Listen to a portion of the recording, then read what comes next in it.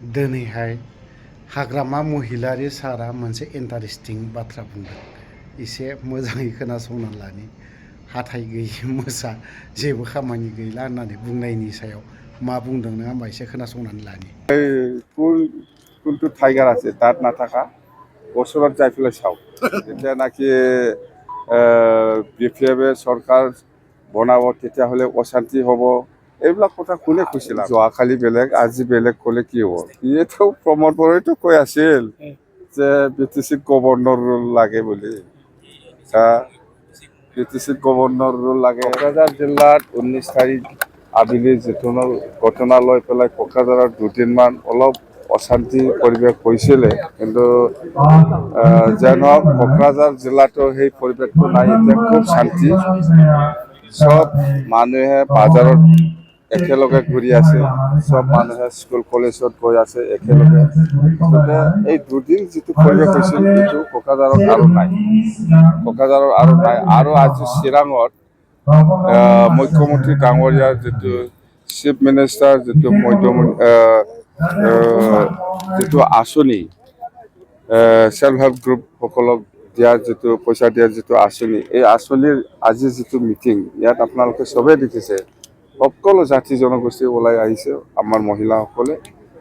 আৰু সেইটোকে প্ৰমাণ যে চিৰাং হওক বা কোকৰাঝাৰ হওক খুব শান্তি পৰিৱেশ আহি পৰিছে। আৰু সেইটোকে আমি বিচাৰিছোঁ যে যিহেতু আমি সকলোৱে এই অঞ্চলৰে মানুহ, ইয়াতেই থাকিব লাগিব, আমি একেলগে থাকি যাম, ইয়াতেই কাম কৰি যাম। এই পৰিৱেশটো আমাক সকলো জাতি জনগোষ্ঠীয়ে বিচাৰে আৰু আমিও আপিল কৰি আহিছোঁ যে আমি একেলগে থাকিব লাগে, শান্তি বজাই ৰাখি পেলাই, তেতিয়াহে উন্নতি হ'ব।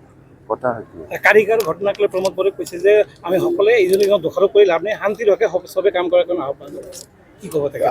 যোৱাকালি বেলেগ আজি বেলেগ ক'লে কি হ'ব? সিয়েতো প্ৰমোদ বড়োৱেতো কৈ আছিল যে BTCত গভৰ্ণৰ ৰোল লাগে বুলি।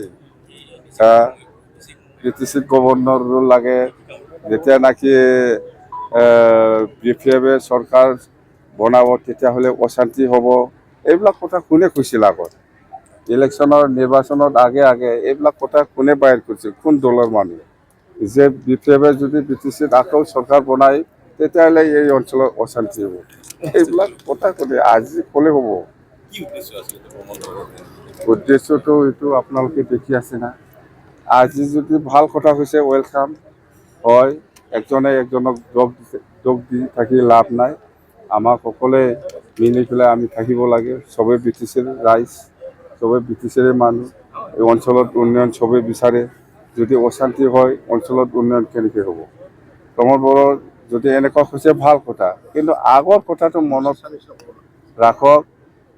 UPPL দলৰ বহুত নেতাই কৈছে যে BPF যদি চৰকাৰ আহে তেতিয়াহ'লে এই অঞ্চলৰ আকৌ গণ্ডগোল হ'ব। নিৰ্বাচনৰ আগত কিন্তু প্ৰমোদ বড়োৱে আপোনাক দাঁত নোহোৱা সিংহ বুলি কৈছিল। বৰ্তমান নিৰ্বাচনত এই কোনটো টাইগাৰ আছে তাত নাথাকা ওচৰত যাই পেলাই চাওক।